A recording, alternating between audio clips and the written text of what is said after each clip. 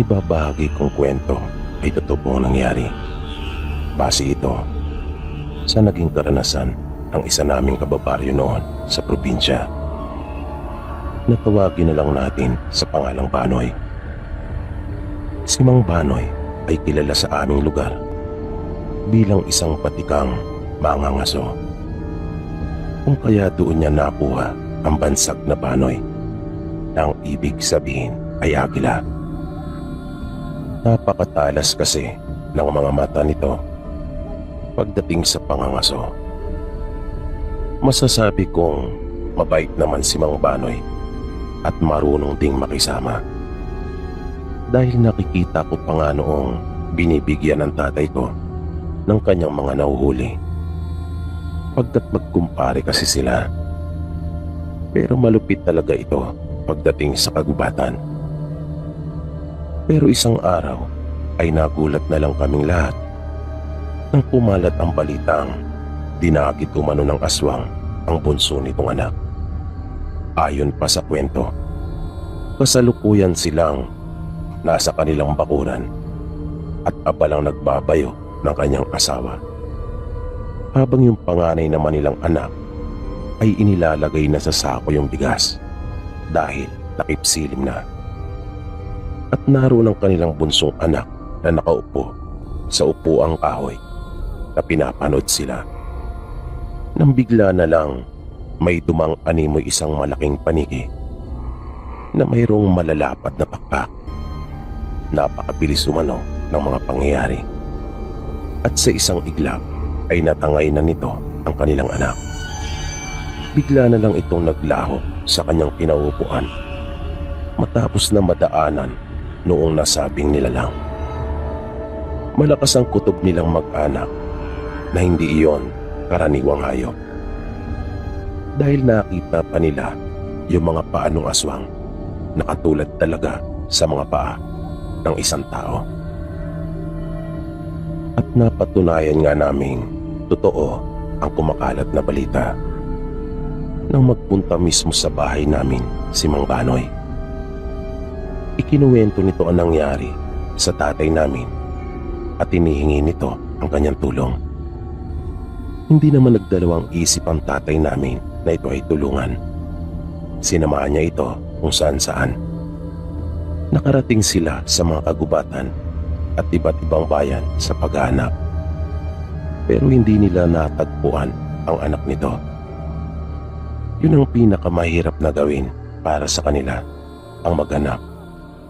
Dahil wala naman silang ideya kung sino talaga ang kumuha sa anak ni Mang Banoy. Wala silang impormasyon kung saan sila magsisimula at kung saan dako dinala ang kanyang bunsong anak. Simula noon ay parang nawalan na sa buhay si Mang Banoy. Lagi na lang itong tulala at hindi na nakakausap kahit ng kanyang pamilya. Sinisisi niya ang kanyang sarili dahil sa nangyari, pagkat hindi man lang niya naprotektahan ang anak laban sa aswang na yon. Lagi nila itong nakikitang may ginagawang sandata. Natunang buong atensyon nito at panahon sa paghahanda at paghihiganti sa aswang na tumangay sa kanyang anak. Umasa si Mang Banoy na muli niya itong makakarap. Pero lumipas sa mga buwan hanggang sa maging mga taon ay hindi nangyari ang kanyang inaasahan. Sabi ng ilan sa aming baryo, marahil ay may kinalaman yung ginagawang pangangaso ni Mang Banoy sa pagkakadagit sa kanyang anak. Dahil tanging sa kanya lang naman nangyari ang ganon dun sa aming lugar. Pero totoo man o hindi ang sinasabi ng ilan, ay wala talagang nakakaalam.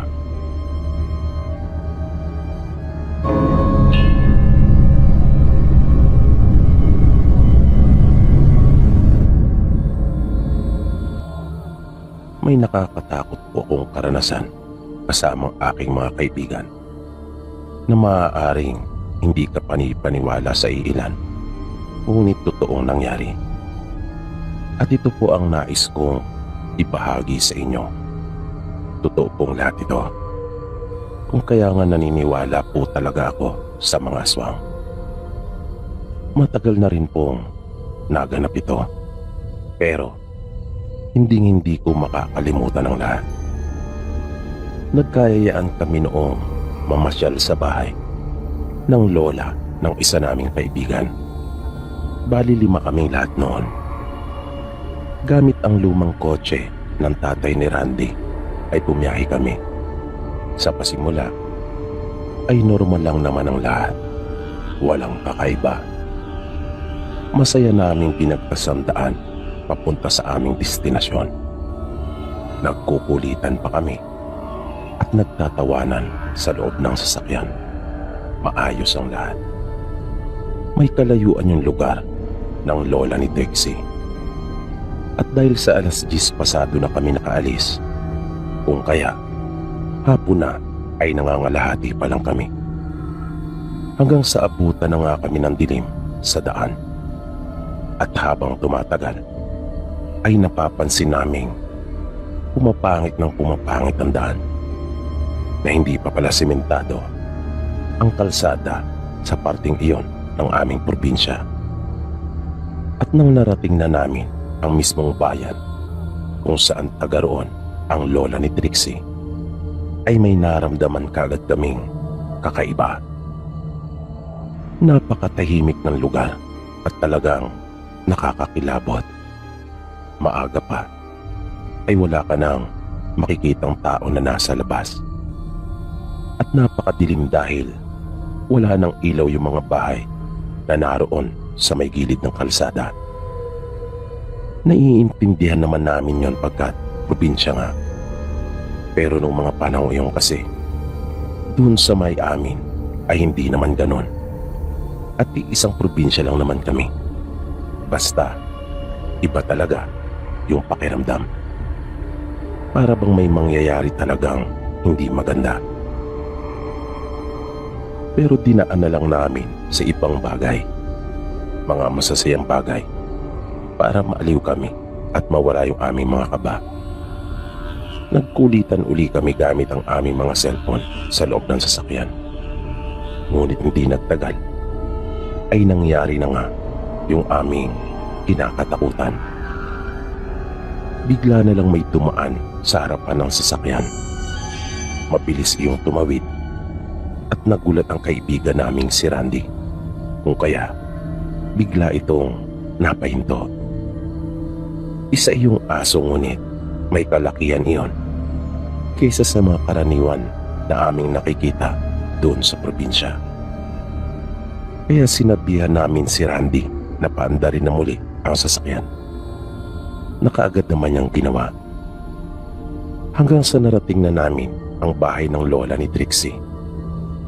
Mag-aalas 8 na noon ng gabi. Maayos at maganda ang pagkakayari ng bahay ng lola niya kaysa sa mga bahay na aming nadaanan. Pero napakasukal doon. Napapalibutan ito ng mga nagtataasang puno at napakalago ng mga halaman. Gayun din ang mga damo na masasabi mo talagang walang naglilinis at nag-aasikaso. Matanda na kasi ang lola ni Trixie at medyo hirap na itong kumilos. Ang kasama lang nito sa bahay ay ang 2 nitong apo na kapwa-pinsan ni Trixie. Habang nagpapahinga, sa halip na pag-usapan yung mga hindi maganda naming naobserban habang bumabiyahe, ay minabuti na lang naming panoorin yung kulitan namin sa cellphone. Pero mas ikinagulat namin ang aming nalaman nang makita namin ang isang tao na nasa harapan ng sasakyan, na hindi pala talaga aso ang aming nakitang mabilis na dumaan at tumawid sa aming harapan. Ngunit dahil sa bilis nito na hindi talaga galaw ng isang tao, kung kaya ganon ang naging tingin at pagkaunawa namin. Ilang beses pa naming pinahinto-hinto yung cellphone para makasiguro at kinilabutan talaga kami. Pati nga mga pinsan ni Trixie ay isang kanilang sinasabi sa nakita sa cellphone. Tao iyon at hindi aso.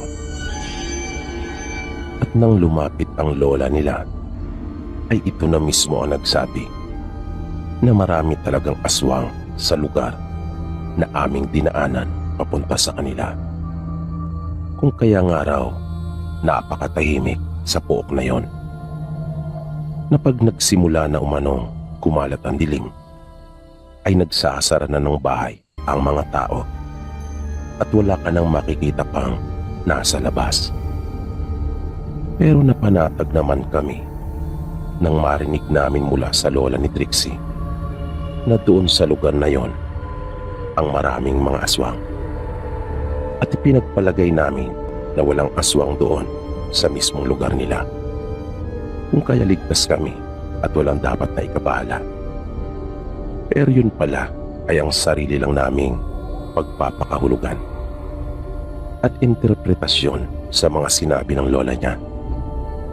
Dahil lang nagpapahinga na kami at nagkukwentuhan matapos na makapaghapunan, ay bigla na lang umalulong yung aso at mabilis na tumayo ang mga pinsan ni Trixie. Kanya-kanya na silang kilos. Pagbalik ng isa ay may dala na itong asin sa kanyang kamay, habang yung isa naman ay sinabitan ng kung ano-ano halaman at bawang yung mga bintana at pasamano. Kinabahan kaming bigla at tinanong ang mga ito kung bakit nila iyon ginagawa. Gusto naming itanong kung mayroon din bang aswang sa lugar nila, pero parang wala kaming lakas ng loob na banggitin iyon. Parang takot din kaming malaman ang totoo. Ngunit nang mabasa nila kung ano yung nasa isipan namin, ay ipinagtapat na nilang mayroon din ngang aswang doon sa kanilang lugar. Pero dumaraan lang naman daw ang mga ito pagkat nakikilala sila. Ngunit ipinagagawa pa rin sa kanila ang mga bagay na iyon ng kanilang lola bilang pagsisiguro. At bigla na lang, pigil na napatili si Nicole at kinalabit kami. Kaya kaagad naman kaming napasilip sa may bintana at nakita namin ang figura ng isang malaking aso na nasa labas. Nakaupo ito doon na tila ba nag-aabang. At maya-maya pa ay may dalawa pang lumabas mula sa dilim. Hanggang sa nakisilip na rin ang mga pinsan ni Trixie. At kaagad nilang sinabi sa amin na hindi umano aso ang mga iyon. Pinuntahan nila ang kanilang lola sa silid nito at sinabi ang kanilang nakita. Paglabas nito ay sumilip itong sandali sa bintana at sinabing aswang nga ang mga iyon. Pero nagtaka sila kung bakit naroon ang mga ito. Hindi umano ginagawa yun ng mga aswang na taga roon sa kanila. Dumaraan lamang umano ang mga ito. Kaya nararamdaman lang nila, ngunit hindi nagpapakita tulad ng ginagawa ng mga aswang na nasa labas. Biglang nagsalitang muli ang mga pinsan ni Trixie at sinabing baka mga taga-ibang lugar sila. At mabilis naming naalala yung aswang na biglang tumawid habang kami ay bumabiyahe. Baka mga taga roon nga ang aswang na kasalukuyang nasa labas noon, sabi pa namin. Maaari, matipid na sagot naman ng lola nila. Nang muli kaming sumilip, ay nakita namin ang mga itong nagpaparot pa rito. Hindi naman namin maisip kung bakit nila kami sinundan hanggang sa bahay ng lola ni Trixie. Pero may sagot dito ang lola nila.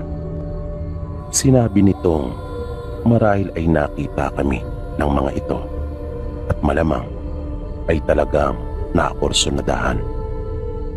Sumagot ang isa naming kaibigan na si Reggie at sinabing malamang ay natipuhan ng mga ito si Trixie at Nicole. Pero hindi pala ganon ang ibig sabihin ni Lola Nene. Pag nangursunada pala ang mga ito, ibig sabihin ay gustong kainin.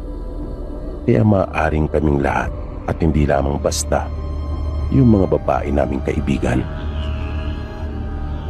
Lumapit si Lola Nene sa bintana at nagulat kami nang bigla nitong binuksan at sinigawan ang mga aswang sa labas.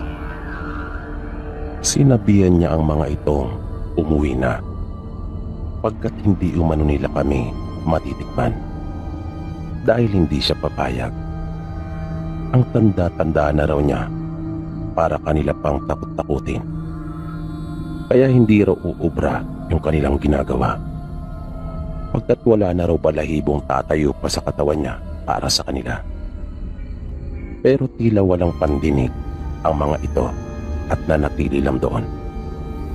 Hanggang sa naagaw ang aming atensyon sa mga bagong dumating. At agad silang nakilala ng mga pinsan ni Trixie.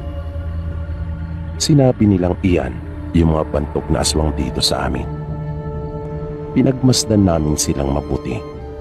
Kinabahan kami dahil nag-usap ang mga ito. Naisip kasi namin na baka magkaisa sila na kami ay atakihin. Pero bigla na lang mabilis na nagpalit ng anyo ang isa sa mga ito. Na nakita naming nag-anyong aso rin. At inambahan yung tatlong aswang. At bigla na lang nagpulasan ang mga ito. Nakita pa naming sinundan sila ng mga bagong dumating at tuluyang itinaboy.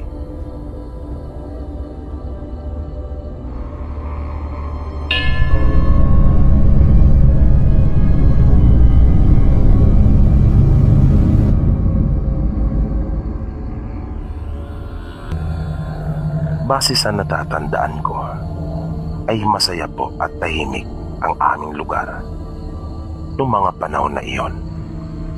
Pero bigla lang itong nagbago nang mag-umpisang dumami ang mga taong naninirahan doon.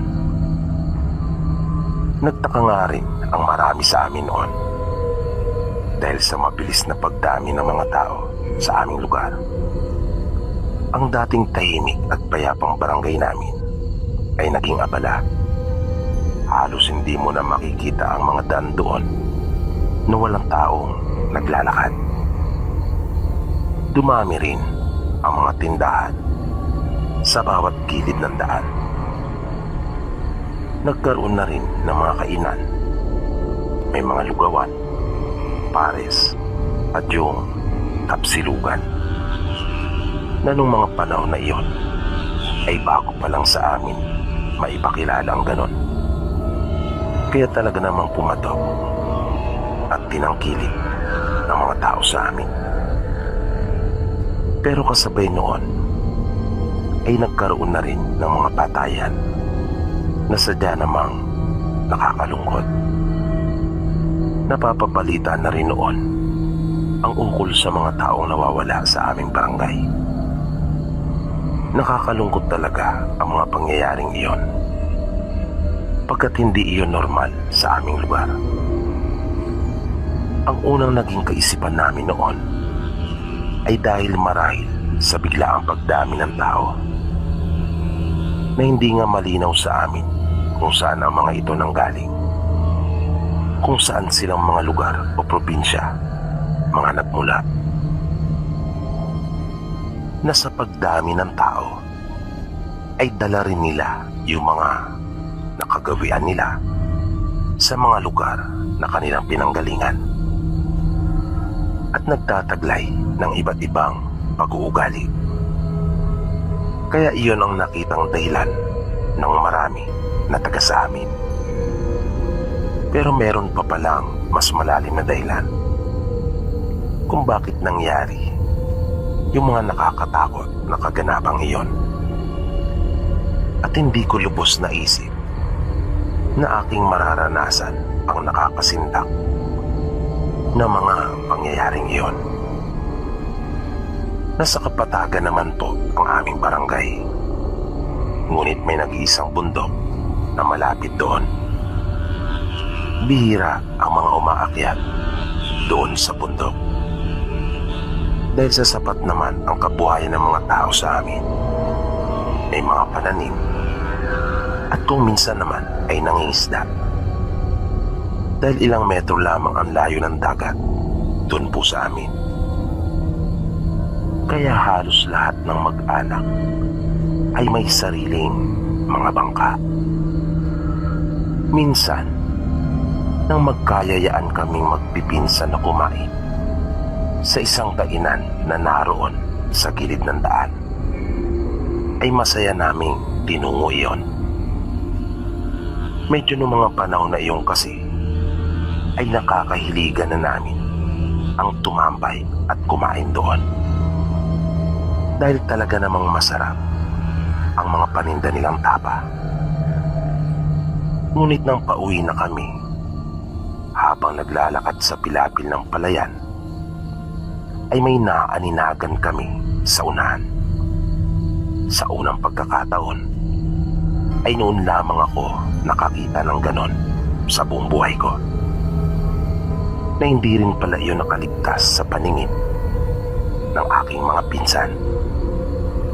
Isa iyong malaking aso, base na rin sa unang pagkakaintindi ko nang una ko iyong makita. Pero nang makita pa namin iyon ng mas malapit, ay doon ko pa lamang napagtanto na hindi pala iyon basta karaniwang aso lang. Pagkat agad kong napansin na wala iyong anumang balahibo sa kanyang katawan, na nangingintap iyon at maihahalin tulad sa isang nililitsyong baboy.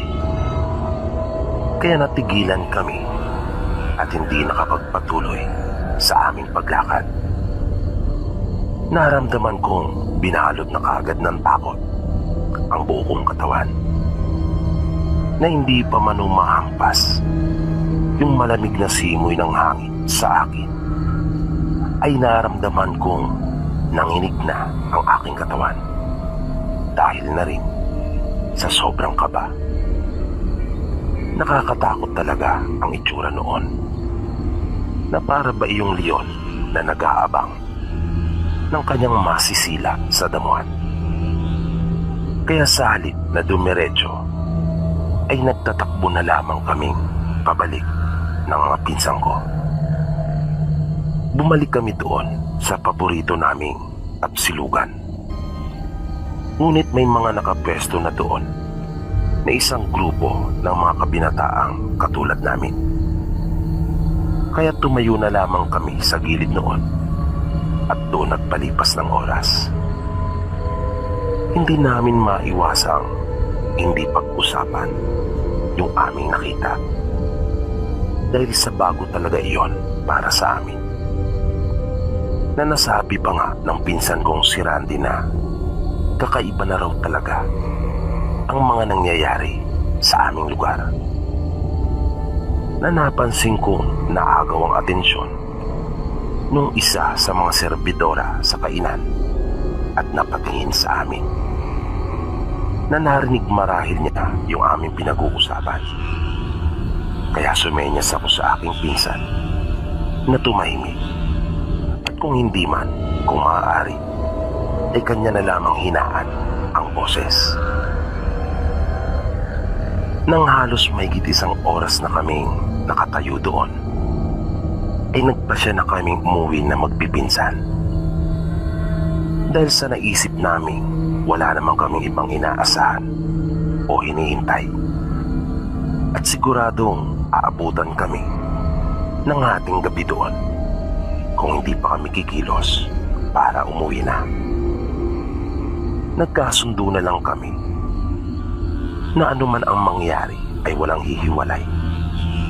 Nanguha kami ng mga kahoy na nagkalat sa daan na maaari naming gamiting pamalo doon sa nilalang na aming nakita. Nang naroon na kaming muli sa palayan kung saan namin nakita ang nakakatakot na nilalang na iyon, ay humanda na kami at naging alerto. Sa awa naman ng Diyos, ay wala na iyon doon. Kung kaya nakauwi naman kami ng matiwasay.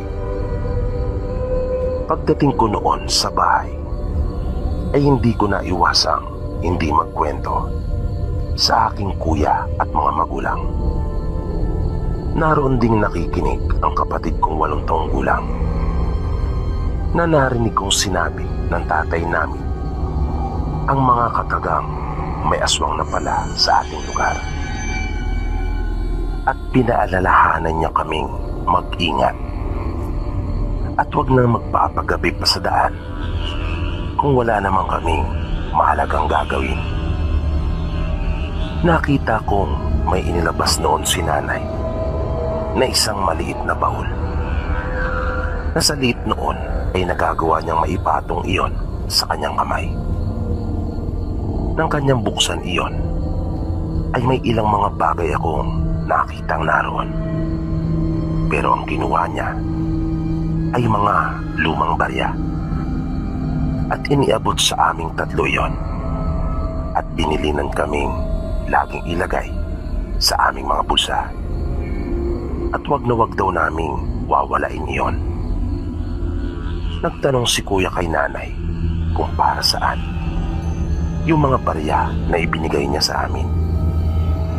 Sinabi niyang mabisang pangontra umano iyon sa mga aswang.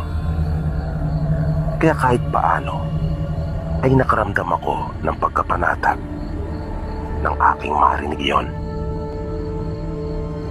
Makalipas lang ang 2 araw ay naging maugong naman ang pagkawala ng isang bata na ayon pa sa mga usap-usapan ay dinukot umano at ginawang alay sa ginagawang tulay na malapit sa aming lugar.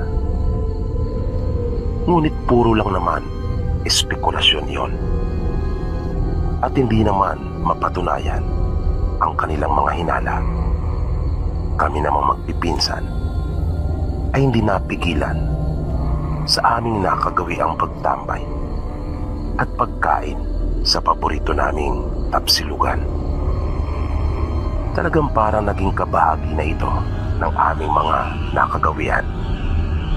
Sarap na sarap kasi kami sa kanilang tapa na napaka malasa noon. Nang matapos na kaming kumain, ay isa-isa na kami nagbayad. KKB kami, ika nga, kanya-kanyang bayad. Nang iabot ko ang aking bayad sa babae, ay tila napaso ito. Nang dumampi ang kamay ko sa kanya, nabigla niyang hinila ang kanyang kamay at nagulat ito. Maging ako man ay nagulat din dahil sa naging reaksyon niya. At napansin kong tila nagalit ito sa akin na kanya akong pinukulan ng isang matalim na tingin. Na agad naman akong tumalikod dahil sa kinilabutan ako sa kanyang inasal. Niyaya ko na ang mga pinsang ko at kanila ko silang pinagmadali. Nang nasa daan na kami ay kinuwento ko sa kanila yung nangyari doon sa tapsilugan. Nawala naman pala ni isa sa kanila ang nakapansin nung pangyayaring iyon.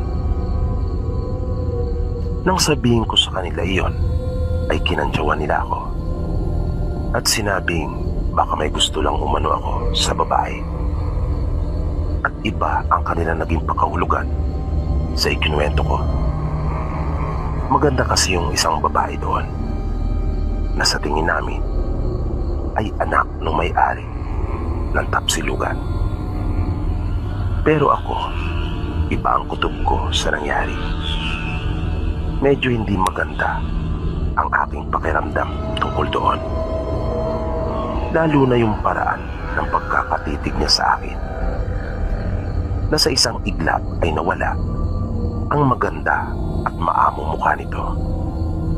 Nang maging matapang ang kanyang mukha at mapalasip. Pagkatapos na tila mapaso nang madaidi ang balat ko sa kamay niya. Lumipas pa ang mga araw. Nagpatuloy naman ang tila kababalagan sa aming lugar. Dahil bukod sa mga nawawalang tao na kadalasan ay mga bata doon sa aming barangay, maging sa mga karatig pook na nito ay nag-umpisa na ring matagpuan ng mga residente sa amin ang kanilang mga alagang hayop na patay na at halos maubusan ng dugo, na para bang walang pinipili ang gumagawa noon. Dahil mula sa mga sasabunging manok, kambing, hanggang sa mga baka at kalabaw ay hindi nito pinapatawad. Isang hapon ay napagkasunduan naming muling kumain sa Tapsilugan. Kaya magkakasabay kami nagpunta ng mga pinsang ko doon sa may labasan, malapit sa may kalsada. Medyo sa loob kasi ang mga bahay namin na tinatawag na Ilaya. Nang marating namin ang kainan, ay napansin ko wala doon ang babae na halos kaidaran lang namin. Katakot-takot na tuksuno pa naman ang tinatanggap ko noon mula sa mga pinsang ko. Ngunit wala ito doon. Tulad ng dati ay in-order namin yung mga paborito naming kainin. At nang makatapos na kami sa aming pagkain, ay isa-isa na uli kaming nagbayad. Na nang iabot ko na ang aking bayad, ay napansin kong nakatingin sa akin ng hindi maganda ang babae. At kanya na lamang ipinalapag ang bayad ko doon sa istante ng kanilang karinderya. Matapos naming makapagbayad na lahat, ay umuwi na rin kami. At nang malapit na ako sa bahay, ay nakasalubong ko si Kuya at humahangos ito na nagmamadali. Sinabi niya sa akin na nawawala daw ang bunso naming kapatid na si Clara. Nagtaka naman ako kung bakit. Sinabi pa niya sa akin na sila nanay at tatay ay nagpunta na umano doon sa bundok. Matapos na makapagtanong sa mga kaanak namin at kabarangay, naisip umano nilang baka nagpunta iyon doon at naligaw. Nagpasya akong puntahan ang aming mga pinsan at nagpasama ako sa kanila upang hanapin si Clara. Nang kasama ko na ang mga pinsan namin, ay sinubukan namin maghanap doon banda sa mga palayan. Ngunit bigo kaming makita si Clara doon. Kaya nagpasya kami magbalik na muna doon sa Tapsilugan. Doon na muna kami tatambay habang iisipin ang susunod naming gagawing hakbang. Nang papalapit na kami doon sa Tapsilugan, ay pinatahimik ko ang aking mga pinsan sa kanilang pagkukwentuhan. Dahil sa may narinig akong pamilyar na boses.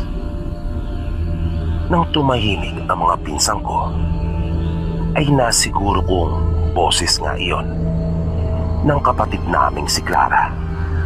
Umiiyak ito at tumihibik. Mabilis akong napasigaw at tinawag ito.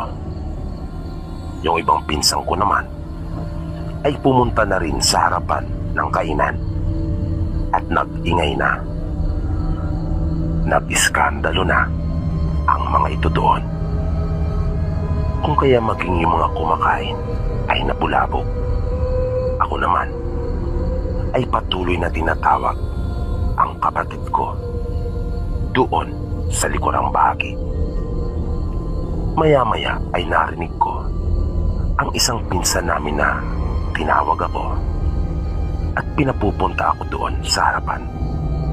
Nagmamadali akong tumakbo papunta doon at nakita ko ang aking kapatid na hawak-hawak na nung dalaga na anak ng may-ari ng Tapsilugan. Sinabi nito sa amin na kanya daw itong nakita na umiiyak at tila nawawala. Kaya kanya na muna raw dinala sa kanila. Pero duda ako sa mga sinasabi nito. Habang tumatagal ay dumarami na ang mga tao doon na nag-oosyoso. Hanggang sa bigla na lamang silang nagsara at napilitan ng ihinto na muna ang kanilang pagtitinda na kanilang pinagdidiinan sa amin. Na tumulong na raw sila ay tila napasama pa. Na kapag amin naman itong tinatanong kung saan niya nakita ang aking kapatid, ay hindi niya masabi sa amin ng tuwiran kung saan. Maya-maya ay dumating na rin ang kuya ko at magkakasama na naming inuwi ang aming bunsong kapatid sa bahay. Pagdating doon ay pinakalma namin ito dahil sa halos ayaw nitong tumigil sa kanyang pag-iyak at takot na nanginginig ang buo nitong katawan. Patuloy namin itong inalo, ngunit patuloy pa rin siya sa kanyang pag-iyak. Sobrang takot nito na nang makita niya si nanay ay kanyang isinubsob ang mukha at pilit iyong itinatago na para bang mayroon siyang ayaw na makita, hanggang sa nakatulog na ito. Ang masaklap nang muli itong magising ay hindi na namin ito makausap pa. Tulala ito at hindi na makapagsalita. Awang-awa kami sa aming kapatid, hanggang sa napalitaan na lang namin mula sa aming mga pinsan na umalis na rin umano yung mag-ina na nagtitinda ng tapsilog. Wala na raw yung tapsilugan, na isa daw pala yung mag-anak, na ang akala lang daw namin at ng karamihan ay mag-ina lamang iyon. Ngunit may 3 pa umano ito mga kasama sa bahay at puro lalaki. Ang kanilang tatay at 2 kuya nung kaedara naming babae, na hindi daw talaga lumalabas ang mga iyon. Kaya kahit minsan ay wala raw nakakita sa mga ito. Pero nung umalis sila ay nagulat na lamang daw ang mga tao nang makita ang 3 lalaking iyon, na sa buong panahon umano ng pamamalagi na mag-anak na iyon, kahit anino ng 3 ay hindi namin nasilayan. Walang makapagsabi kung saan lumipat ang mga ito, na matapos mawala ang mag-anak na iyon sa amin ay natigil na rin ang mga pagkawala ng mga bata, maging ang pagkamatay ng mga hayop na natatagpuan tuwing umaga na wala ng mga buhay at halos laging wakwak ang mga katawan. Isa sa naging matunog na usap-usapan noon ay marahil ang tapa na kanilang ibinibenta sa amin ay karne umano ng tao na kanilang pinoproseso, na ang kanilang pinaghihinalaan na kung bakit nawawala ang mga bata doon sa aming lugar at karatig-pok nito ay yung mag-anak na iyon, at hindi na ang dati nilang paniniwala na ginagawa umanong alay para sa tulay na ginagawa malapit doon sa amin. Samantala, kapag amin namang tinatanong ang bunso naming kapatid, ay tanging pagmumuestra na lamang sa kanyang mga kamay ang kanyang nagiging tugon sa amin. Ngunit bagaman hindi nakakapagsalita, ay talaga namang kikilabutan ka kapag iyong maunawaan ang ibig nitong sabihin, na hindi talaga karaniwang mga tao ang mag-anak na iyon, kundi nababalot sa isang maitim na lihim ang kanilang pagkatao at uri ng kanilang pamumuhay. Sa kasamaang palad ay hindi na bumalik pa sa dati ang aming bunsong kapatid. Hanggang sa mamatay ito sa edad na 35 ay nanatili lamang siyang ganon. Na inalagaan naman namin siya at hindi kami nagkulang na maipadama sa kanya ang aming buong pagmamahal. Nung umuwi ako noon sa aming probinsya, nang mamatay si Clara, matapos namin siyang mailibing, ay napagkasunduan naming iligpit at ilagay sa mga kahon ang kanyang mga gamit. Habang naglilinis kami, sa ilalim ng kanyang higaan, ay may nakita ako. Pamilyar sa akin iyon. Iyon ay ang kanyang alkansya noon, na ipinakita pa sa akin na kanya umanong pag-iipunan para sa kaarawan ni nanay, pagkat kanya umano itong reregaluhan. Yun yung panahon bago pa mangyari ang pagtukod sa kanya, na nang aming buksan ang alkansya, ay nakita namin doon ang isang lumang barya na ibinigay ni nanay sa kanya. Doon ko naisip kung bakit nagawang madukot ito ng mga aswang, na isama niya pala yung kanyang pangontra doon sa kanyang alkansya, na inakala niya siguro noon na kanyang naiwala. Hindi nakuha ang buhay niya ng mga aswang, pagkat nabawi namin siya bago pa mauli ang lahat. Ngunit may isang aspeto pa rin ng buhay niya ang nawala. Ang karapatan niyang mamuhay na normal at masaya tulad ng isang karaniwang tao.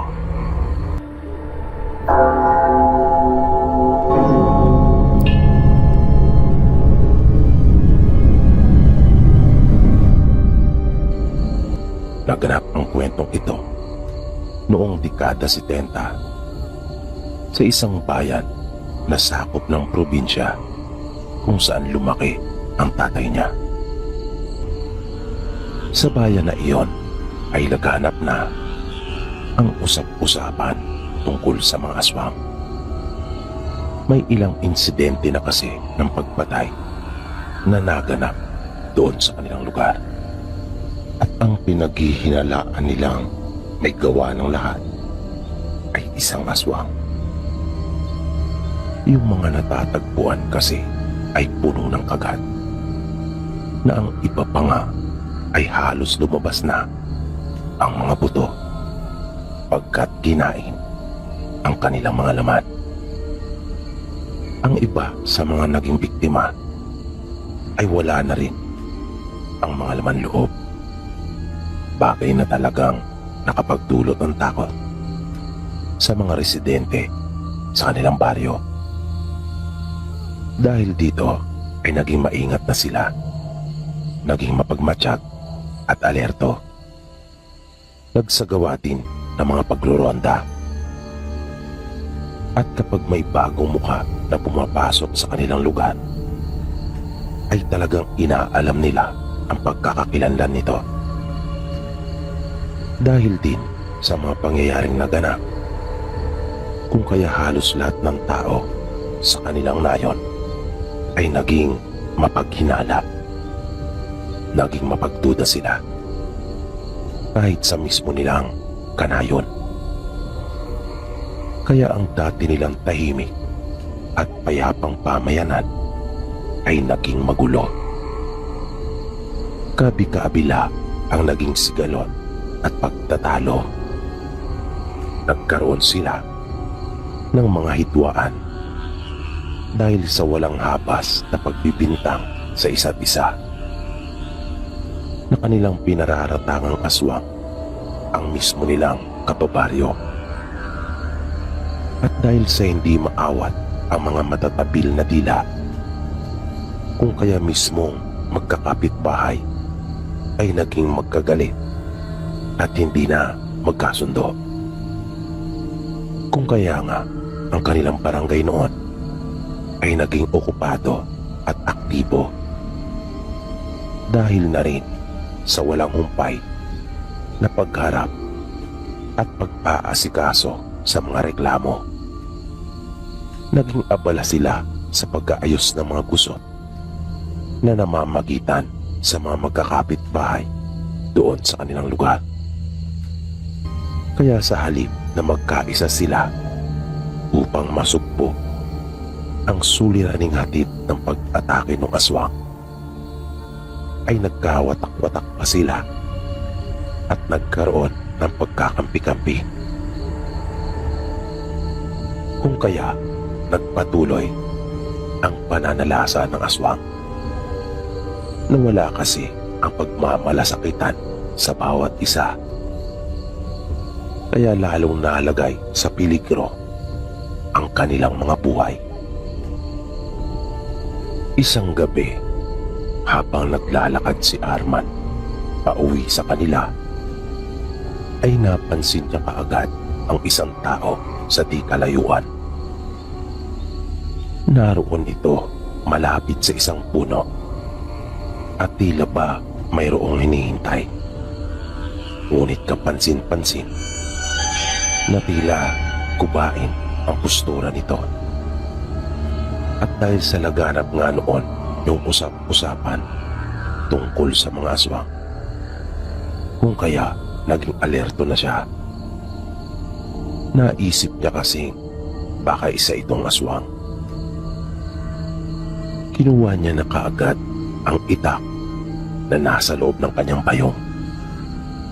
Ngunit itinago niya iyon sa kanyang likuran. Nagpatuloy siya sa paglakad. Pero mas pinagalan niya. Naging maingat siya sa bawat pagakbang na kanyang ginagawa. Nang mas makalapit pa siya kung saan niya natanaw yung taong iyon, ay doon na nanindig ang kanyang mga balahibo. Nang hindi nga siya magkamali ukol sa kanyang hinala, isa iyong aswang na sadyang naroon upang matyagang maghintay ng kanyang masisila. At di nga nagtagal, ay bigla iyong kumilos upang sunggaban siya. Ngunit isa iyong malaking pagkakamali, dahil hindi niya napansin ang hawak na itak ni Arman na kanya lamang ikinubli sa likuran. Na hindi naman nagdalawang isip pa si Arman na tagain yung aswang.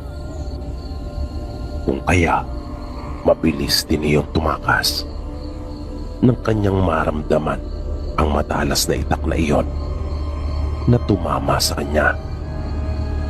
Nang sumunod na araw, laman ng mga balita at usap-usapan ang ukol sa gumagalang aswang. Pero hindi ito ang patungkol sa pananambang na nangyari kay Arman, kundi yung nangyari sa nag-iisang sepulturero sa kanilang baryo na si Kulas. Ayon pa sa usap-usapan at pagkukwento mismo ni Kulas, nakita niya umano ang isang aswang na nanginginain doon sa sementeryo. Nang kanyang balikan ang naiwang gamit, na nang mapansin umano siya nito, ay siya naman ang binalingan at nagdamo ng sugat dahil sa pag-ataking ginawa noon sa kanya. Nanakbo siya, ngunit hinabol siya nito. Buti na lang, sa kabutihang palad, ay nagawa niya ring makatakas ng huli. Dahil doon ay pinahagi din ni Arman sa mga kumakausap sa kanya ang naranasan noong nagdaang gabi. At sinabing wala na talagang pinipili ang aswang na gumagala sa kanilang lugar. Pagkaraan ng ilang araw, nagpaalam si Arman sa kanyang asawa na sasama sa pangingisda sa kanyang mga kumpare. Panahon kasi iyon na kung saan ay maraming nahuhuli ang mga mangingisda, at sayang naman kung kanya lang iyong palalampasin.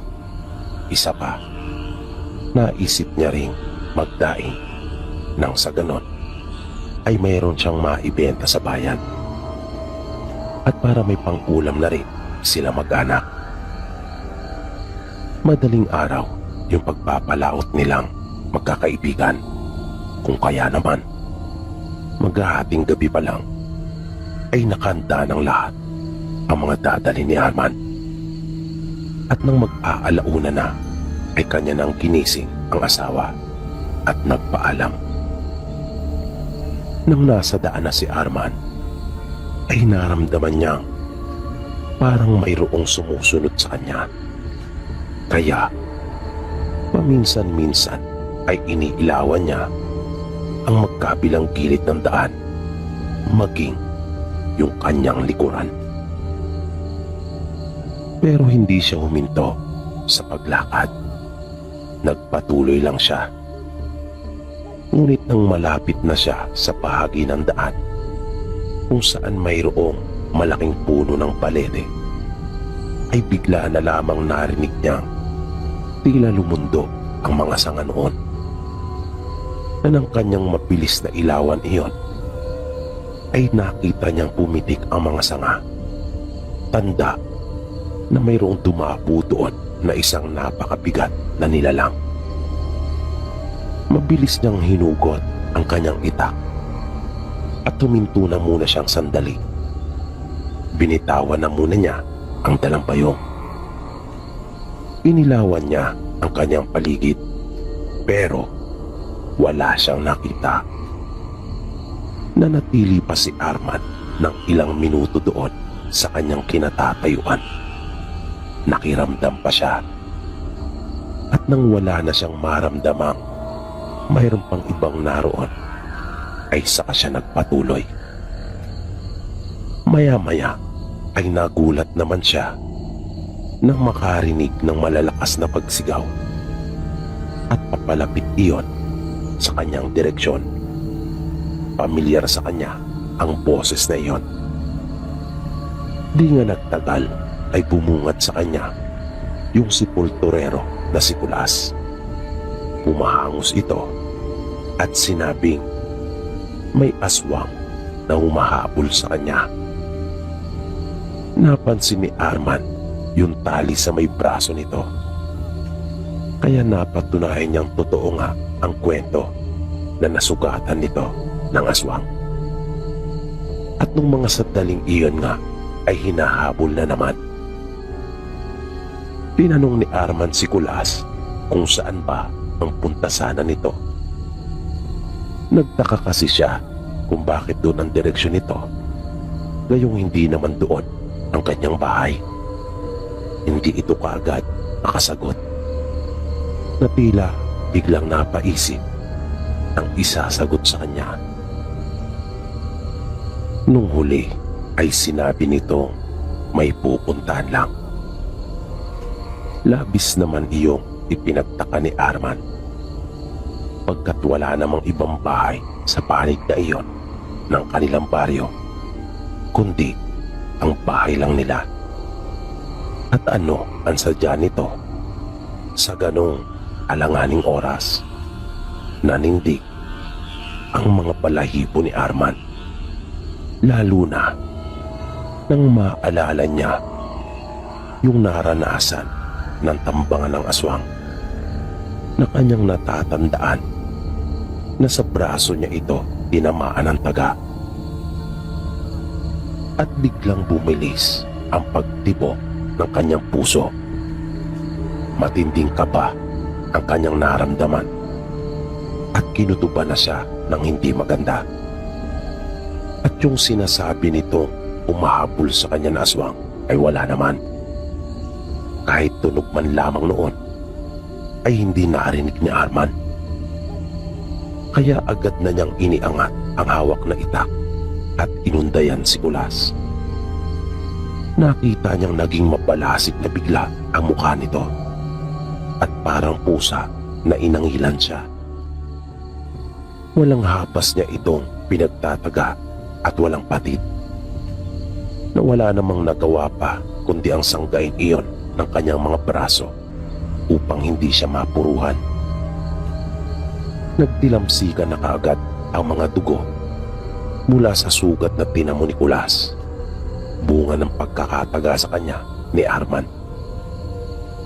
Nang mapansin nito na hindi talaga siya tatantanan ni Arman at talagang tutuluyan siya, ay muli na lang itong nanakbo at tumakas. Dahil naman sa nangyari, bumalik na lamang si Arman ng kanilang bahay at hindi na itinuloy pa yung balak nitong pangingisda kasama ng kanyang mga kumpare. Naisip niya kasing baka ang pagbalingan ni Kulas ay yung kanyang mag-anak. Nang sumunod na araw, ay inaasahan ni Arman na ipatatawag siya sa kanilang barangay. Ngunit dumaan ng halos mag-iisang linggo, ay wala pa rin siyang natanggap na paanyaya mula sa kanila. At nung huli ay nabalitaan na lamang niya na umalis na si Kulas sa kanilang lugar. Kung kaya, ibinunyag na ni Arman sa kanyang mga kababaryo ang ukol sa lihim ni Kulas, na isa pala itong aswang na kumakain ng patay. Ngunit nung huli ay tila nanawa na at di na napigilan pa ang kanyang sarili na kumain ng buhay, na hindi na niya kinaya pa yung matinding tawag ng kanyang makajablong pagnanasa, na hindi na niya nakontrol pa ang kanyang sarili sa pagkayop sa karne ng mga buhay.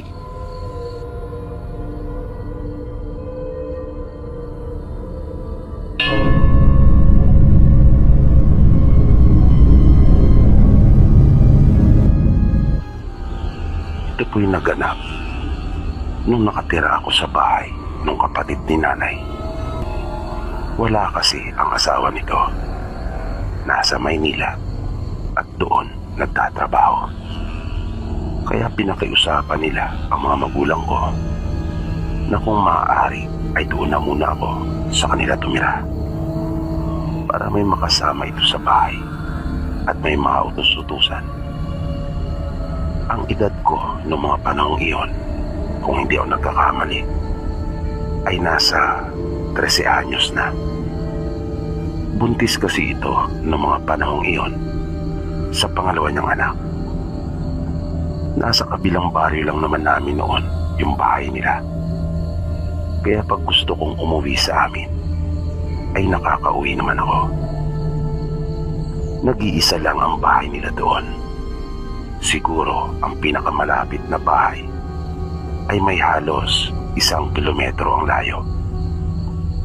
Noong mga unang linggo ko sa bahay nila, ay maayos naman at wala akong naging problema.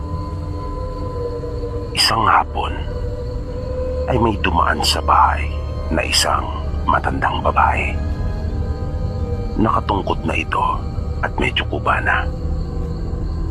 Mayroon itong daladalang sako na mga hanggang kalahati lang ang may laman na nasa kanyang likuran. Nung mga sandaling iyon ay nasa loob ng bahay si Tia Bessie. Nasa kusina ito at nag-aasikaso na ng aming hapunan. Habang ako naman noon ay nagsisibak ng kahoy. Naglakad yung matanda sa labas ng bakuran at minsan lang itong napasulap sa akin ng mapatapat. Dire-diretso lang naman siyang naglakad. Pero napansin kong bigla nang ito ay huminto nung nasa may bandang tapat na ito ng kusina, na tila ba may nakatawag sa kanyang pansin, na dahan-dahan pang napatingala at parang may kasabikan niyang nilalangap. Kung ano man yung bagay na iyon, na tila ba napakabango para sa kanyang pangamoy, na nakapagdudulot sa kanya ng magandang pakiramdam, na dahil naman doon ay napatitig talaga ako sa matanda. Na nang kanya naman akong mapansin, ay bigla itong natigilan. At ilang segundo ring nanatili lamang ito na nakatingin sa akin, na nasa ganun pa rin siyang posisyon, na bagya pang nakaliyat ang kanyang ulo, na parang napaso naman ako sa paraan ng kanyang pagkakatitig sa akin. Di ko alam, pero iyon ang aking naramdaman. Kung kaya hindi ko iyon natagalan. Iniyuko ko ang aking ulo upang maiwasan ang pagtitig na iyon. Nang ibalik ko ang aking paningin sa kanya, ay nakita ko na itong nagpatuloy at naglalakad ng palayo. Nang nagpapahinga na kami nung gabi ding iyon, ay narinig kong kumahol yung alaga naming aso. Bali doon ako natutulog noon sa silid na malapit sa kusina, habang antsahin ko naman at yung 5 taong gulang niyang panganay na anak ay sa kabila naman. Kaya napabangon akong sandali at sumilip sa may siwang ng bintana kung sino ang kinakahulan ng aming aso. Pero wala naman akong nakita, kung kaya bumalik na ako sa aking pagkakahiga. Nang bigla na lamang itong umalulong. Yun yung unang pagkakataon na narinig kong umalulong ng ganon yung aso nila Tia Presi. Nakakakilabot iyon, na naramdaman ko kaagad na nagtayuan yung mga balahibo ko sa katawan. At nagkaroon ako ng hindi magandang pakiramdam. Bigla akong kinabahan. Kaya dahil sa takot, ay napatalukbong ako ng kumot. Pero nanatili akong alerto at nakiramdam. Nanahimik na rin yung aso. Di ko gusto yung uri ng katahimikang iyon. Di nagtagal ay may narinig akong tila humihingal, na sa aking pagkakarinig ay parang nasa kabilang gilid lamang iyon ng dingding. Namaluktot ako na parang giniginaw dahil na rin sa sobrang takot. Gusto ko na sanang sumigaw noon, pero nag-alala ako na baka magalit si Tia Presi kapag nagulat ito at maistorbo sa kanyang pamamahinga. Nang maramdaman ko na parang mas nagiging agresibo yung nasa labas, ay dahan-dahan na akong gumapang palabas ng silid. Naramdaman ko kasing parang sinusubukan na nitong makapasok, na gumagawa ng paraan.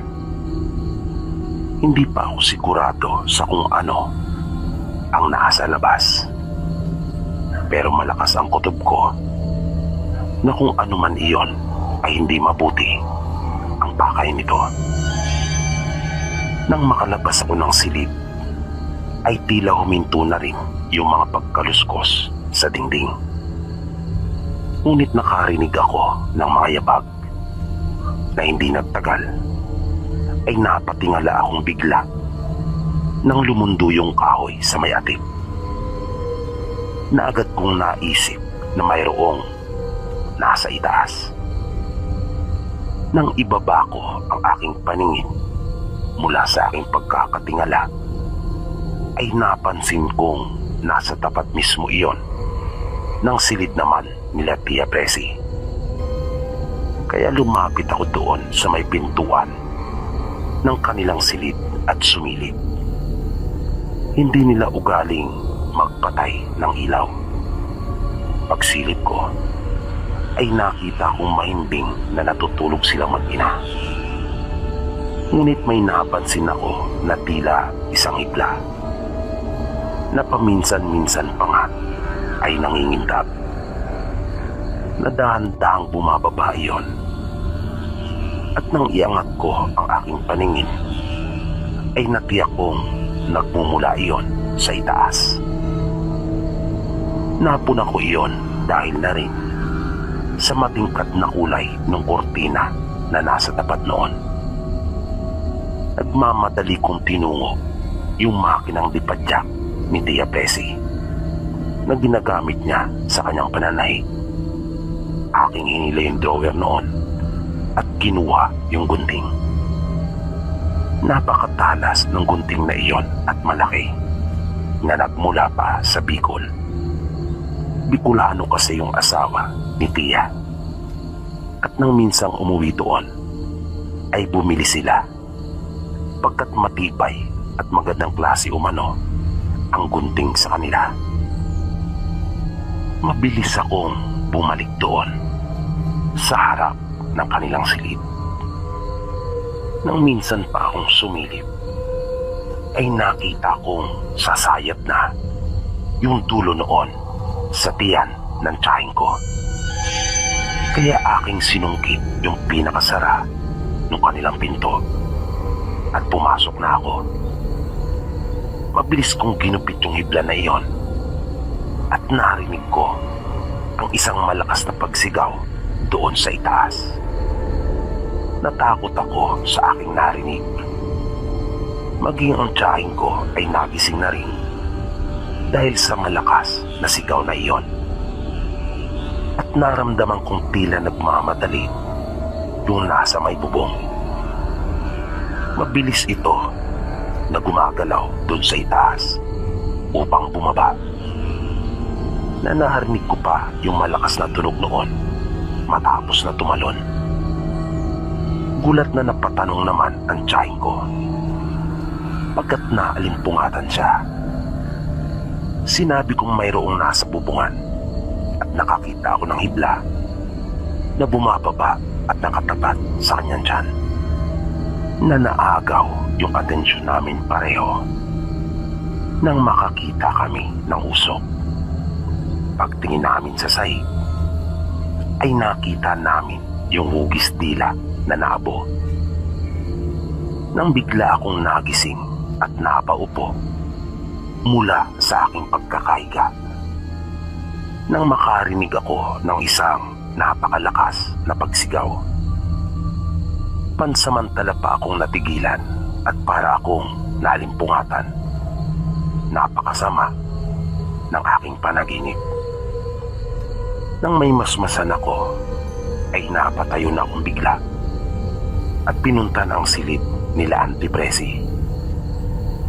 Nag-alala ako kung bakit ito napasigaw. Pagpasok ko sa kanilang silid, ay nakita kong nagkalat na ang dugo sa kanilang higaan. At kitang-kita ko ang magkahalong takot at pag-aalala sa kanyang mukha. Nagising na rin ang kanyang anak at umiiyak na nasa kanyang tabi. Agad niyang sinabi sa akin na humingi daw ako ng tulong sa bahay. Kung kaya, dinampot ko ang flashlight sa taas ng tukador at kahit may kaba sa aking dibdib, ay agad na akong lumabas ng bahay. Mabilis akong tumakbo. Naisip ko na una kong pupuntahan yung pinakamalapit na bahay doon kanila Auntie Bessie. Nagmamadali kong tinungo yon. Nang sapitin ko ang bahay, ay habol-habol ko ang aking hininga. Hingal na hingal ako. Nung tumawag pa nga ako, ay halos walang lumabas na boses sa akin. Na nahirapan pa akong huminga dahil sa umaalingasaw yung lansa doon sa lugar. Nakadalawang tawag na ako ay wala pa ring sumasagot sa akin. Kaya nagmamadali ko nang nilisan yung bahay na iyon at naisip kong dumiretso na lamang sa amin. Ngunit di pa ako nakakalayo mula doon sa bahay, ay may naramdaman akong tila may sumusunod na sa akin. Pero nang lingunin ko naman iyon, ay wala akong nakita. Sobrang takot na ang nararamdaman ko. Pero kapag aking naalaala yung tagpong naabutan ko, nabalot ng dugo ang mga kamay ng aking tiyahin, ay mas nangingibabaw yung aking awa at pag-aalala sa kanya. Kaya pinaglabanan ko ang aking takot. Nakakita ako ng patpat na kawayan sa gilid ng daan. Aking dinampot iyon.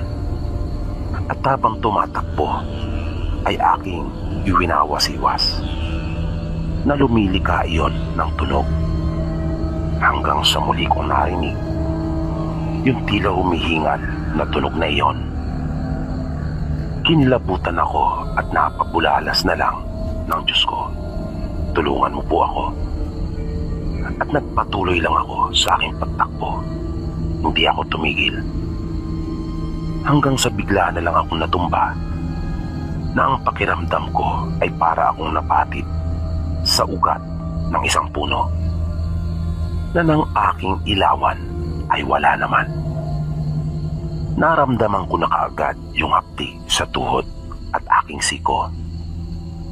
Pero nagmamadali akong bumangon at nagpatuloy pa rin ako. Napansin kong nagkalamat yung salamin ng flashlight. Pero nakapagbibigay liwanag pa rin naman ito. Nang masapit ko ang kabatakan na kung saan ay nalampasan ko na yung mapupunong bahagi ng daan, ay nawala na rin yung parang sumusunod sa akin. At nakahinga na ako ng maluwag dahil sa malapit na ang sa amin. Mga ilang metro pa ako mula sa aming bahay ay panay na ang aking sigaw. At bago ako makalapit ay napansin kong nagsindi na sila ng ilaw. Pagtapat ko sa aming pinto ay siya namang pagbukas ng tatay ko. Napatanong ito at nag-alala nang makita ang mga sugat at galos ko. Agad kong sinabi ang tungkol sa nangyari sa aking tiyahin. Kaya nagmamadali itong nagsukbit ng itak. Pati yung dalawang kuya ko ay sumama na rin. Ako naman ay nanatili na lamang sa aming bahay dahil na rin sa sobrang pagod at ginamot ni nanay yung aking mga sugat. Nang sumunod na araw ay nalaman naming nawala na pala yung anak ni Auntie Presi sa kanyang sinapupunan. Ikinuwento ko kanila nanay yung tungkol sa aking napanaginipan. Sabi niya sa akin, malakas din umano ang kanilang kutob na aswang ang may gawa noon sa kanyang kapatid. Galit na galit naman ang asawa ni Auntie Presi nang malaman yung nangyari. Na nang umuwi ito sa kanila ay lagi na lang lasing at naghahanap ng away. Kaya minabuti naming bumalik na ako sa amin. Tutal naman ay naroon na ang kanyang asawa. Lumipas ang ilang mga buwan nang may mapabalita sa kabilang baryo na may sinalakay na buntis at minalas umano yung aswang pagkat naputulan daw ito ng dila. Na hindi nagtagal ay nalaman na rin namin kung sino ang tiktik na ng aswang sa kapatid ni nanay. Yun pala yung tagapagbantay ng lupa na malapit sa kanila ang bahay. Na hindi talaga ito lehitimong taga roon, kundi bigla na lang sumulpot na di malaman kung saang lupalop ng galing. Na nabisto nila ito nang hindi na makausap at puro iling na lang, na dati-rati naman ay nakakapagsalita ito ayon na rin sa mga taong minsan ang nakausap nito, na kanila itong pinagplanuhan ngunit nakatunog. Mabilis na itong tumakas at umalis sa kanyang tirahan.